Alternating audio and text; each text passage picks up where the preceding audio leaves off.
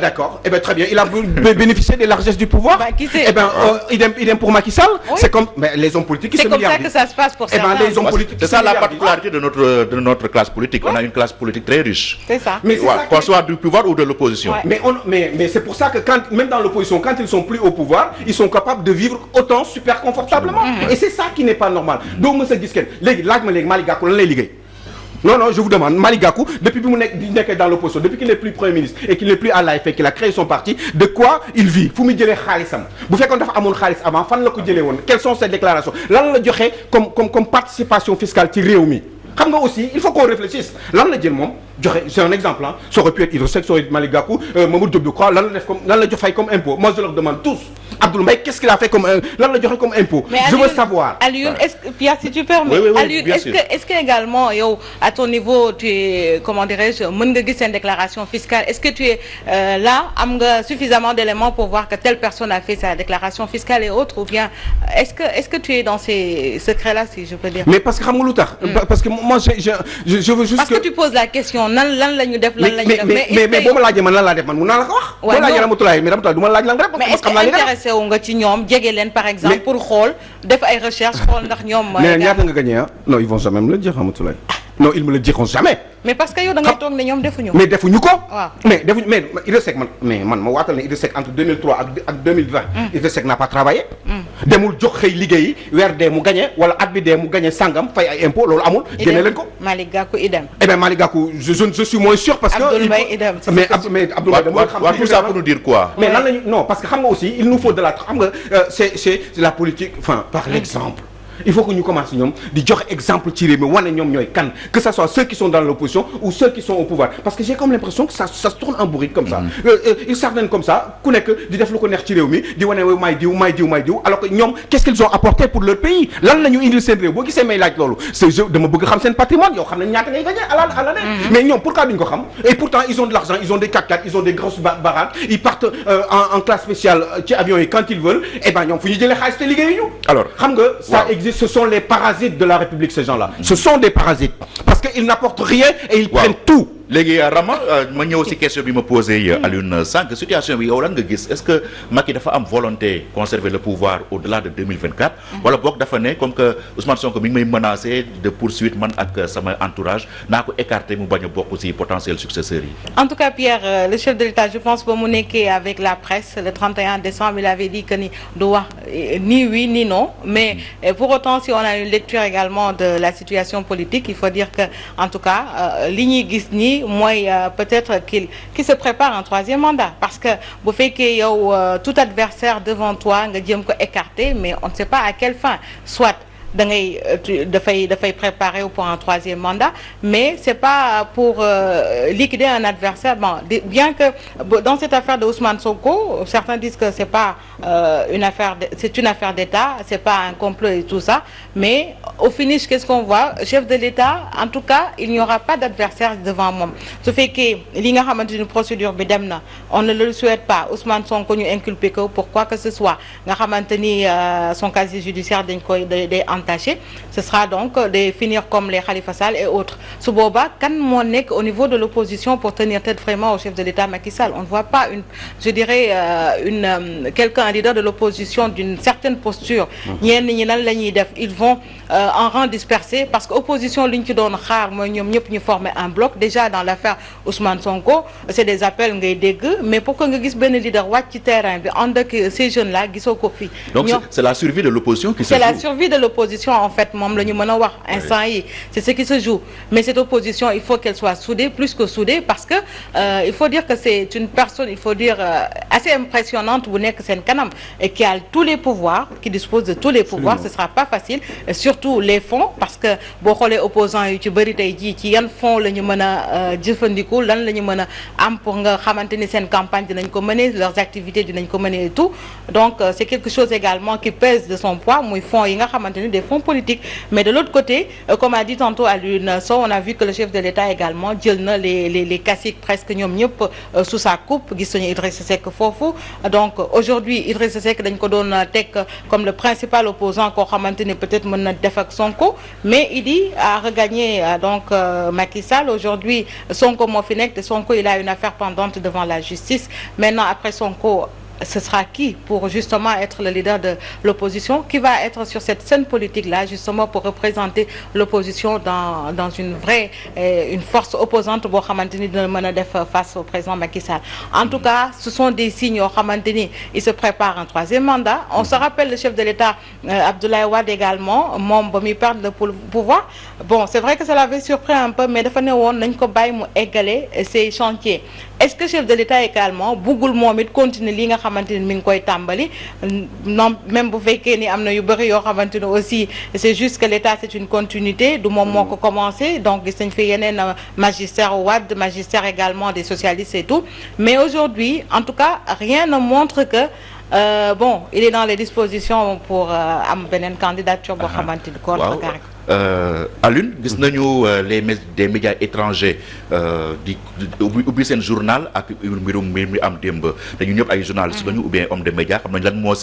lan moo nekk ci jël élément ubbee ko journal xam nañu l'importance ak liñ ci liñ ciy bëgg a viser yow pour yow lii nii situation bi ni fan la mën a yóbbu Sénégal ci côté stabilité ak côté paix civile. xam nga depuis 1982 Casamance. ba léegi stabiliser wuñ ko Ousmane Sonko est originaire de la Casamance da ngay dem Casamance ñu ne la ana waa Sénégal on vous demande pas ana waa Dakar on vous demande ana waa Sénégal wala waa Nord wala ana waa Nord je pense que il faudrait qu'on fasse hyper gaffe par rapport à la stabilité de ce pays-là te li ñu war a def nag en premier te le premier concerné mooy le président de la République maa ngi ko doon wax l'autre jour il faut que mu am le réflexe de la dernière seconde il faut qu'à un moment donné réflexe boobu moo lay tax nga defar réew wala nga yàq réew définitivement ku weddi dem Rwanda wala les autres pays yi nga xam ne ay Lesotho yu demee noonu allez regarder l'histoire vous allez comprendre à un moment donné le monde évolue nit ñi dañuy am xel adduna village planétaire la ñuy wax la léegi il faudra faire hyper gaffe parce que intérêt yi dafay wute am na ñoo xam ne ci à l'étranger Macky Sall la ñu bëgg mu nekk ci mu continuer di nekk ci nguur gi am na ñoo xam ne keneen la ñu bëgg mu doon Ousmane Sonko mu doon keneen mais keneen la ñu bëgg mu nekk ci réew mi parce que am na lu ñu soxla ci réew mi te loolu ñu soxla ci réew mi am na ñoo xam ne Macky Sall joxu leen si ñeneen am na ñoo xam ne bëgg nañu ñeneen ñëw ndax ñoom ñu am ci loolee nga xam ne mooy suñuy ressources minières. te peut-être digg nañ leen ko. te digg nañ leen ko. donc ñi nga xam ne dañu xalaat ni Macky Sall moo fera toog àla kulli àlli xam ngeen ni Total dina góorgóorlu ba Macky Sall bu fi mënee toogaat moo koy gënal sauf situation exceptionnelle xam ngeen ni am na ñoo xam ne. Macky Sall la ñu bëgg mu toog fii mais am na ñoo xam ne ñeneen la ñu bëgg ñu toog fi ñeneen parce que ñooñu aussi li fi nekk dañ ko soxla donc intérêt yi c'est divergent du wàllum pétrole kese zircon baa ngi fii am na ñu ko soxla Casamance zone boobu dafa bari dafa djihadisme baa ngi fii mais oui ñooy troisième élément yi ñoo xam ne aussi dafa am dañoo bëgg am le contrôle pour que ma mën a développer ñoom seeni état d'esprit par rapport à leur religion donc c'est très très dangereux il faudrait qu'on fasse gaffe Libye ak Mali jege nañu. matériel bi fu nekk la kenn contrôler tout Libye ñaari dëkk la léegi ñu séparé ñii ngi contrôler le nord ñii ngi contrôler le sud ku nekk am nga sa pétrole ku nekk am nga sa matériel te ku nekk aussi yaa ngi bëgg ces relations internationales nga mën ko gérer surtout pour les pays qui sont en Afrique subsaharienne da nga bëgg a lijjante ak ñoom xam nga ni Libye am na war na mën a am ay accointance ak Sénégal par rapport ak li nga xam ne moo fi nar a génn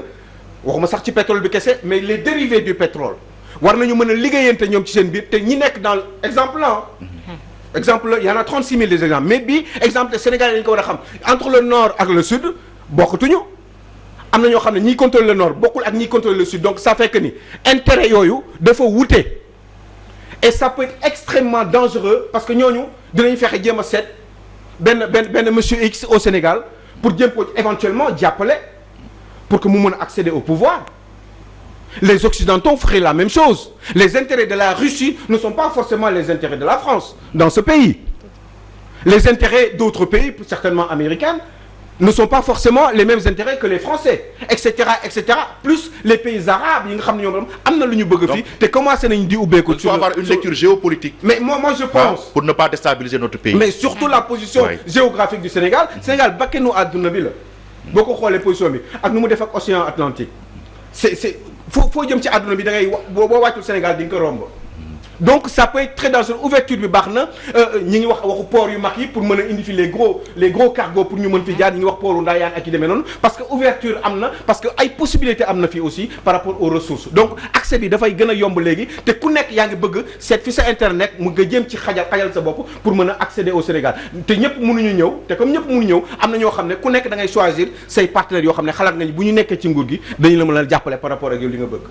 Donc c'est hyper dangereux. On sait très bien comment il a été viré l'ancien ministre de l'énergie et du pétrole. Thierno Alassane Sall. Ci saa si dans l'immédiateté lañ ko dàq parce que il a refusé de signer le temps qu'il retourne à Thiès yeggul Thiès ñu ne ko mu dellusiwaat pour apposer une signature par rapport à une démission boo xam ne préparé loolu nañ ko parce que il fallait qu'il mu signer immédiatement pour que ñu mën ko remplacer. Le premier ministre d'alors mën ko remplacer immédiatement mën a moom tam mën a apposer sa signature ndax kii ñu defal ko contrat bi parce que ce monsieur était très pressé il fallait qu'il rentre immédiatement te warul ñibbi te yóbbaalewul contrat bi alors c'est dangereux on doit faire attention dans ce pays-là bu ñu ko deful nag bah tant pis tant pis parce que mais en même temps j'ai peur de dire tant pis parce que conséquences yooyu fi mu nar a jëm kenn xamu ko on ne peut pas contrôler ça on doit faire hyper gaffe amaat encore une fois surtout le président de la République le réflexe de la dernière seconde parce que si vous ne l'avez pas et qu'il y a un problème j'ai dit à l'entame de l'émission que Ousmane Sonko est originaire de la Casamance Casamance n'est pas une zone qui est totalement stable ba léegi dañuy nekk di négocier di xool nu ñuy organiser loolu il faut pas te Casamance rek mënoon a dundal Sénégal Casamance mooy grenier Sénégal mënoon même l'Afrique de l'Ouest et pourtant des fois ñoom ci seen bopp ils se sentent écartés te lii day gën a yokk beneen affaire ci seen bopp par rapport à ce qu'ils voient aujourd'hui affaire Ousmane Sonko du affaire état affaire entre nit ak nit la waruñu woon def lii ñu def nii. ñu bañ ko ethniciser non plus parce que tamit c'est un terrain glissant. mais à un moment donné xam nga lu tax parce que loolu loolu kii jiite réew mi moo war a bañ a dugal ci xelu nit ñi loolu c'est facile de dire il faut pas l'ethniciser mais en même temps aussi nit ñi quand ils se sentent écartés ça pourrait être dangereux yow yaa war a wane rassurer l'ensemble des Sénégalais toutes les ethnies que ñoom ñëpp fii la ñu bokk parce que des fois ils pensent le contraire. Et ça ce n'est pas bon donc yow miy jiite réew mi yow yaa leen war a mettre ci benn situation d'équité boo xam ne mooy permettre ku nekk da ngay sentir sa bopp ci réew mi te des fois ce n'est pas totalement le cas. Oui Rama. Oui. Le Sénégal est un et indivisible. Mais surtout rek on est entouré par un cercle de feu. réew yi ñu wër yëpp ñu ngi am problème et tout ça. Donc ñun li ñu dese as néew ci stabilité est-ce que waruñu ko conserver garder ko jalousement. C'est surtout ça Pierre je pense que ci loolu la ñu war a gën a sax appesantir la stabilité du pays. Absolument. Parce que Sénégal également il faut dire que on n'a pas cette force-là yi nga xamante ni les pays étrangers am nañ ko côté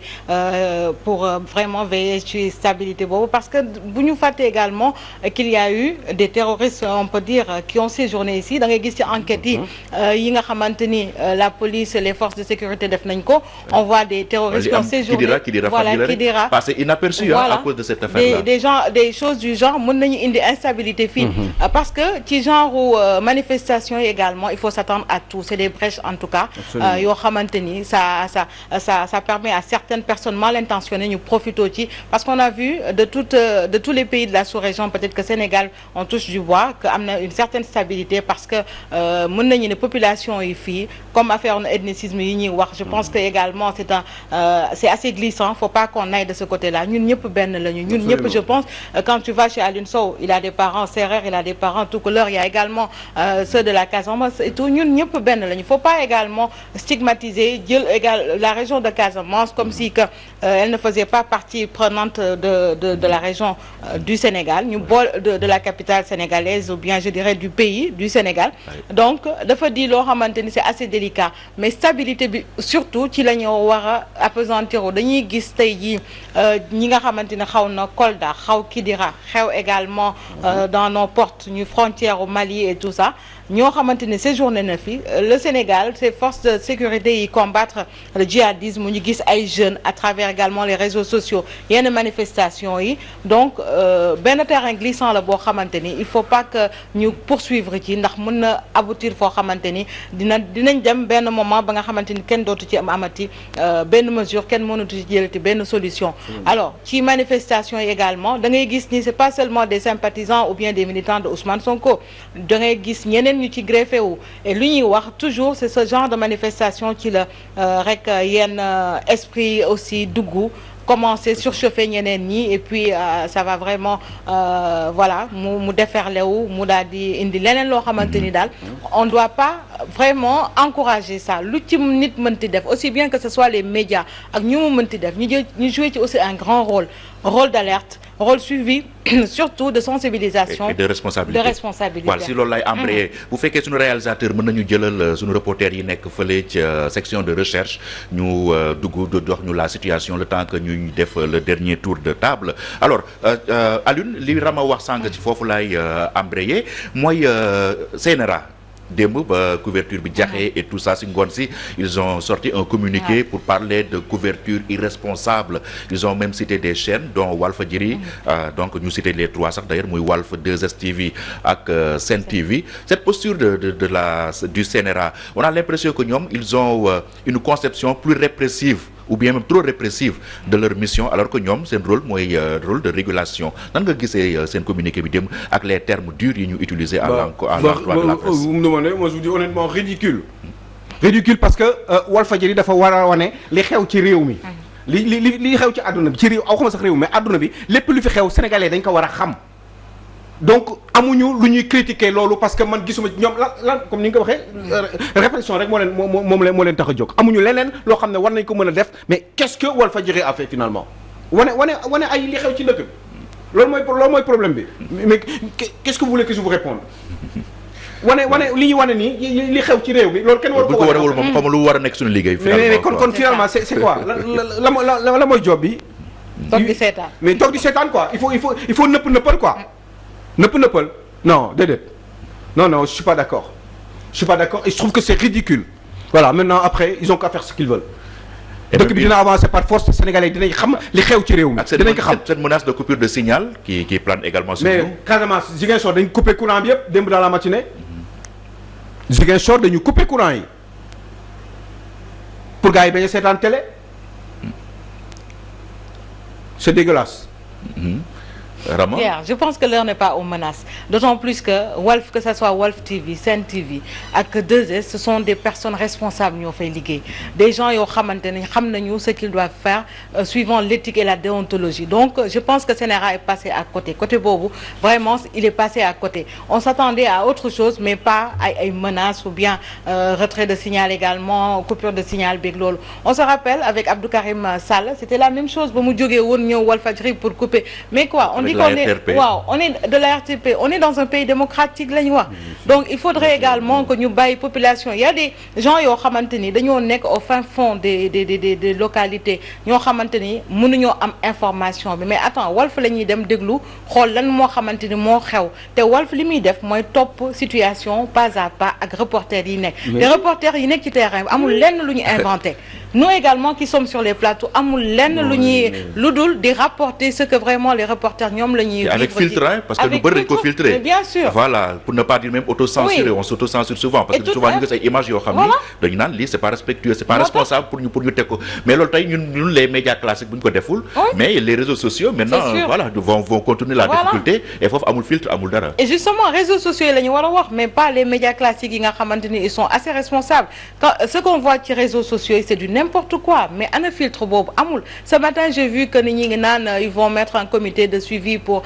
les réseaux sociaux et tout ça mais réseaux sociaux bi sax mënuñu am maîtrise ci réseaux sociaux c'est impossible donc ñu bëgg a cibler Walf Sen TV 2STV c'est vraiment passé à côté ndax CNRA on s'attendait à autre chose mais pas à ça ndax population yi tey jii amul kenn ku mën a wax ni Walfadjri de mi ngi yee fitna fale ou bien mi ngi encourager ou bien mi ngi créer situation benn situation créé wuñ ko ce qui s'est passé à Bignona que ce soit également à Saint-Louis fii à Dakar ce sont des choses réelles yoo xam ne ñoom ci seen bopp également gis nañ ko xam nañu ni lii moo am mais pourquoi nag ñuy camoufler également li nga xamante ni moo nekk sur le terrain on ne le fera jamais ça on ne le fera jamais pour rien au monde. Moi j'étais pas dans les manifestations mais j'ai compris ak Walfadjri ci Walfadjri laa gisee ni ay nervi am na. bien sûr man ay nervi bu dul woon Walfadjri fu ma koy xamee. te nervi il a fallu Issa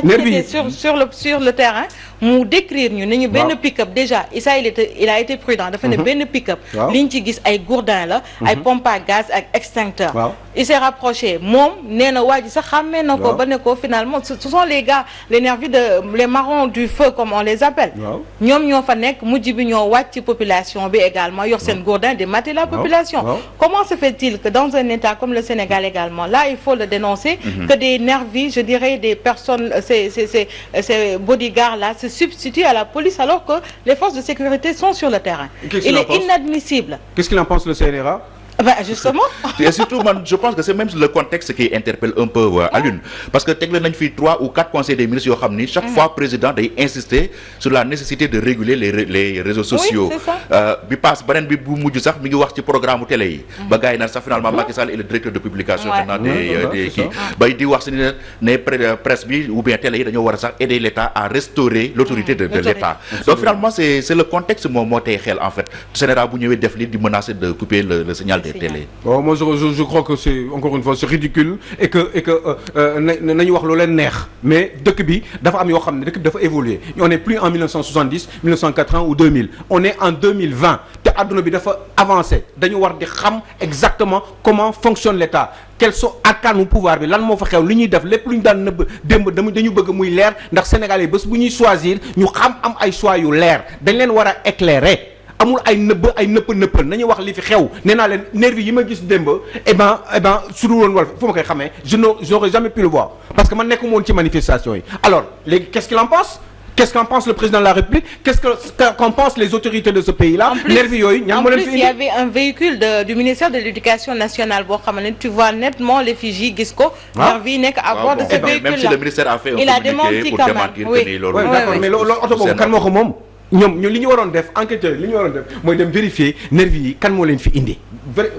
donc en réalité sax direct yu ñu def sax da leen aider ñoom les forces de sécurité. mais da leen war a dimbali dana leen mën a permettre ñu identifier les zones de tension et tout ça peut-être ñu mën a intervenir en conséquence. da leen war a dimbali mais am na yoo xam ne yëfu caay-caay yoo xam ne nit ki bu koy def du bëgg kenn xam ko du bëgg ñu koy leeral et di fenn rek la ñu mën a sukkandiku mooy ci seen communiqué yooyu pour dire vraiment du n'importe quoi. parce que là c'est totalement. Peut-être bu fekkee mën nañu am sunu reporter yi nekk section de recherche ñu def le dernier point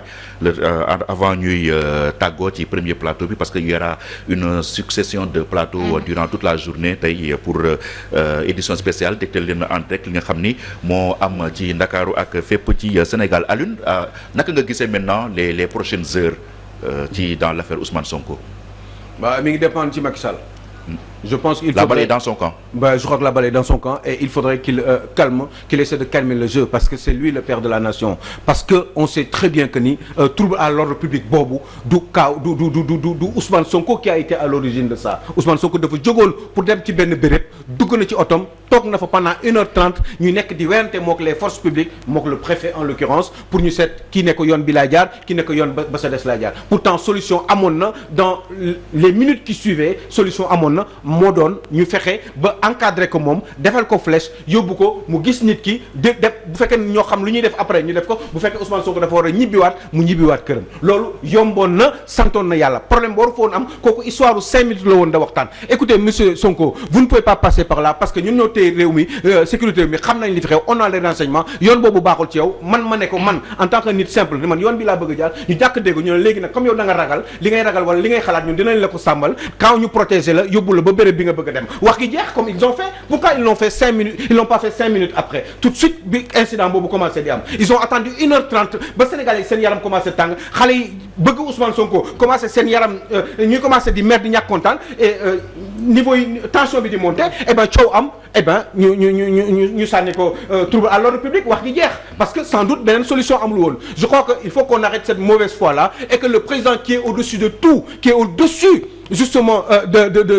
qui est le chef de l'État le président de tous les Sénégalais même le président de Ousmane Sonko il faudrait que mu équilibrer sëñ Mountakha nag am na lu mu waxoon newoon na ko réew mi ngi sa loxo te fexeel ba mu tàkk te réew mi warul tàkk te je pense que il a de l'expérience Macky Sall am na fu mu jaar comment dire itinéraire am kenn amu ko fi mu jaar moom ba nekk président kenn amu ko dans l'histoire de la République du Sénégal donc je peux imaginer que ni ça doit être un homme intelligent am na le minimum d'intelligence aussi moo ko war a mën a permettre mu équilibrer les choses réfléchir encore par rapport aux conséquences vu justement cette incarcération de Ousmane Sonko parce que quand même il s'agit d'un monsieur encore une fois qui est le chef de l'opposition au pays au Sénégal et que ce soit un monsieur aussi boo xam ne qui est aimé par une grande partie des Sénégalais et que respect daf ci war a am te am na ñoo xam ne mënatuñu continuer di seetaan lii. waaw dañu dem fële ca Colobane fekk fa Moussa Sène alors Moussa xam naa naaj bee koo jàpp mi ngi il fait sa toilette en attendant alors Moussa lan mooy situation bi foofu ca Colobane yan mooy dernier développement yi.